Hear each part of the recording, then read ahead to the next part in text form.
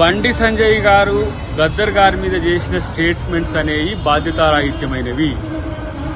ఈరోజు అవార్డు ఇవ్వలేకపోయినవి కానీ ఆయన మీద నక్సల్వాది కాబట్టి అని ఆయన ప్రజల్ని చంపిండని చెప్పే స్టేట్మెంట్స్ ఏవైతే ఉన్నాయో మీ దివాలాకోరు రాజకీయాలకు అది తార్కాణం.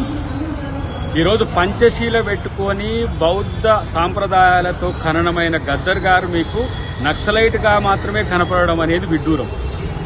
ఇలా దళిత ఉద్యమాలకు పట్టుకొమ్మ, ప్రజాస్వామిక ఉద్యమాలకు పట్టుకొమ్మ, సాహిత్య ఉద్యమాలకు ఆయన వెన్నెముకగా ఉన్నాడు. ఈ రాష్ట్రంలో తెలంగాణ ఉద్యమానికి నాయకత్వం వహించిన తను మీకు నక్సల్గా కనపడ్డాడు. ఇది ఇలాంటి యొక్క భావదారిద్ర్యంతో బీజేపీ ఉన్నది కాబట్టే ఇంకా ఈ దేశంలో ఇట్లా ఎలగబెడుతున్నారు. మీరు చేసే ప్రకటనల వల్ల తెలంగాణ సమాజానికి కాదు, భారత సమాజానికి అని కూడా వచ్చేది ఏం లేదు. మీరు చేస్తున్న రాజకీయ ప్రకటనలు రాజకీయ ప్రయోజనాల కోసం చేస్తున్నాయి తప్పితే మరొకటి కాదు. అన్నిటికంటే ముఖ్యంగా మిమ్మల్ని కలిసి భారత రాజ్యాంగాన్ని కాపాడండి, పార్లమెంటుకు అంబేద్కర్ పేరు పెట్టండి, పార్లమెంటు ముందు అంబేద్కర్ విగ్రహం పెట్టమన్నప్పుడు మీకు నక్సల్వాదే కనపడ్డా, అంబేద్కరిస్ట్ కనపడలేదా అని చెప్పి ఆలోచించాల్సిన అవసరం ఉంది.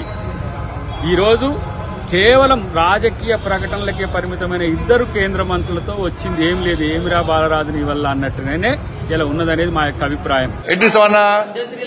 గద్దర్ ఎట్టిస్తాం చెప్పండి అనే భావజాలం ఏంది? ఎంతమందిని భారతీయ జనతా పార్టీ కార్యకర్తలను మర్డర్ చేసిన వ్యక్తులు ఆయన ఎట్టిస్తాం? మేము పక్కా అయ్యాం. మా కార్యకర్తలను చంపితే మా కార్యకర్తలను చంపిన కార్యకర్తలను పాటలు పాడిన వ్యక్తి గద్దర్. అనేక మంది పోలీసులను ఎన్కౌంటర్ చేసిన విషయంలో గద్దర్. ఎట్లిస్తాం? మీరు వంశం ఇష్టమైంది అవార్డ్స్. భయపడే ప్రసక్తి లేదు, వెనుకపోయే ప్రసక్తి లేదు. వందల మంది భారతీయ జనతా పార్టీ కార్యకర్తలు నమ్మిన సిద్ధాంతం కోసం భారత్ మాతా కీ జై అని చెప్పి ఆందోళన చేస్తుంటే నక్సల్స్ భావజాలం గద్దర్ మా కార్యకర్తలు హత్య చేయించిండు. ఎన్ఐఏ ఎంక్వైరీ చేసింది గద్దర్ గారి మీద. అనేక మంది పోలీసులను ఎన్కౌంటర్ పేరుతో మర్డర్ చేసిండు. అటువంటి వ్యక్తిని ఏ విధంగా పంపుతారు ఇవాళ?